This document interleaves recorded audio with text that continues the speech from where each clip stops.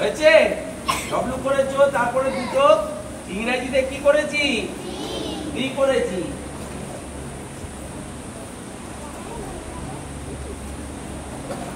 তারপরে এখানটা একটা দাঁড়ি টেনে দাও, দিয়ে এইটা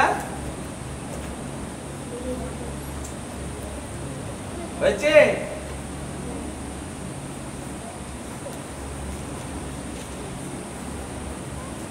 এইবারে এইখানটাকে একটু ভালো করে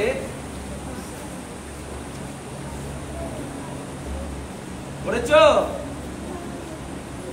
এইটা আবার সাদা দাগ রয়ে গেছে একটা, এইটার জন্য কিছু একটা অসুবিধা হতে পারে।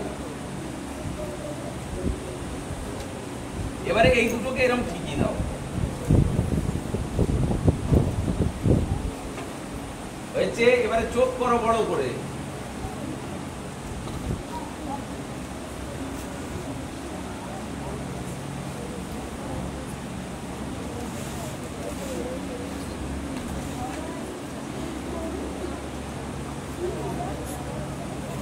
হয়েছে?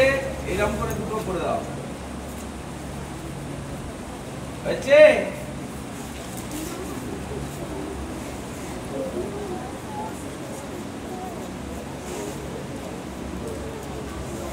তারপরে এইখান থেকে নিয়ে এইখান থেকে দাগটা টেনে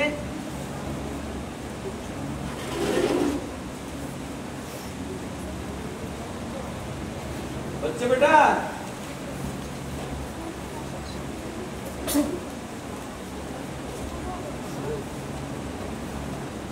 এইখান থেকে টেনে দাও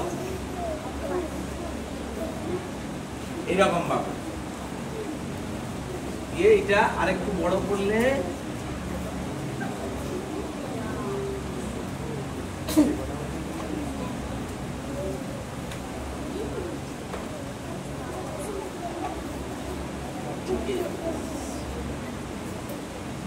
হয়েছে গো?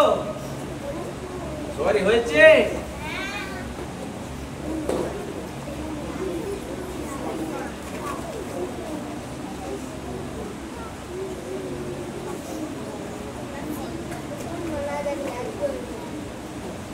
কি হয়েছে? এটা কি করছে? কি করছে বলো দেখি? মাংস খাচ্ছে। কি খাচ্ছে? মাংস খাচ্ছে। কে? সিংহ। মাংস খাচ্ছে। সিংহ বা কুকুর যেটা করবে সেটাই হবে। এইটা ইংরেজি কি হবে? Sayantani, the dog. The dog কি হবে তারপরে? বলো। ইজ, ভালো করে প্রথম থেকে উঠে দাঁড়িয়ে বলো। The dog is eating a piece of meat. A piece of meat. এখানে লেখার জায়গা নেই, আমি এইখানে ছোট করে লিখে দিচ্ছি। The dog is, সবাই লিখে দাও, eating, E-A-T-I-N-G, eating a piece, P-I-E-C, piece of meat. এটা ক্লাস 3, 4, 5 এর জন্য। যে কুকুরটি একটি মাংস খণ্ড পেয়েছে সেটা খাচ্ছে। প্রেজেন্ট কন্টিনিউয়াস টেন্স, এটাকে কোন টেন্স বলে? Present continuous tense. কুকুরের ছবিটা ভালো হয়েছে? হয়নি? ভালো করে বল। তাহলে এর নাম কি হলো? এর নাম কি? নাম টমি। এর নাম কি দিলাম? টমি। টমি কি খাচ্ছে?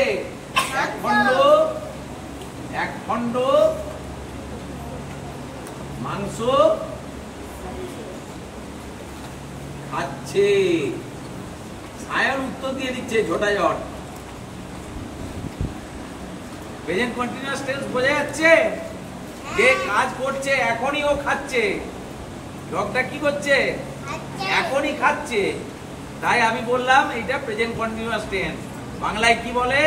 ঘটমান বর্তমান। কি বলে? ঘটমান বর্তমান।